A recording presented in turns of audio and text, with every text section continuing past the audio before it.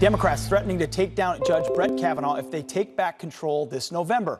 New York Democrat Jerrold Nadler vowing to open an investigation, saying, quote, the Senate having failed to do its properly constitutionally mandated job of advising consent, we're going to have to do something to provide a check and balance to protect the rule of law and the legitimacy of one of our most important institutions. Here to react, Harvard Law Professor Emeritus and the author of The Case Against Impeaching Trump, Alan Dershowitz. Mr. Professor, thank you. If the Dems take the House, they say they want to impeach. Can they? Should they? They can't. It would be unconstitutional to institute impeachment proceedings against a sitting justice for something that they accuse him of doing when he was a 17-year-old private citizen. It would violate the core concept of the Constitution.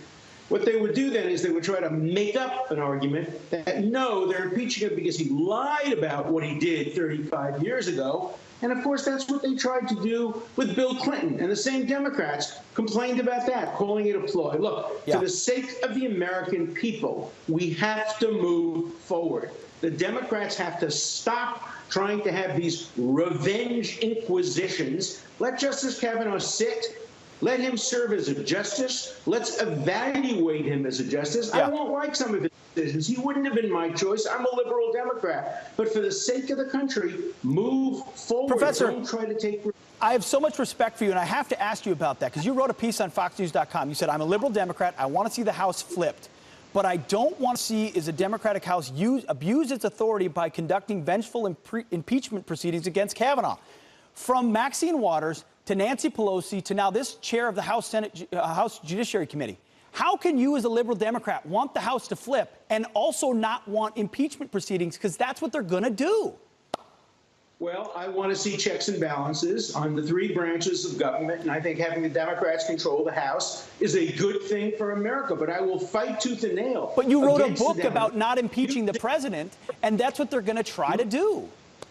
They shouldn't do it, and I will fight them on that. That's what democracy is all about. You don't pick sides. I'm a Democrat, but I'm going to fight the Democrats. There are Republicans who will fight the Republicans if they try to abuse their authority. That's what checks and balances is about. You know, it's not like you pick a side and then you always support everything on their side. It's complicated. I'm going to fight for a Democratic House, but once it happens, I'm going to fight against the Democrats abusing their House. There are many things the Democrats can do to keep our country safe, to keep our country under control with checks and balances. This is not one of them. No, and it would be a I'm just being honest with you. It's hard for me. Like, I don't feel like I would fight for a Republican majority if I felt like the immediate they got the majority, they would do things I didn't believe in. So, I mean, it seems like cognitive dissonance, but I understand exactly what you're saying.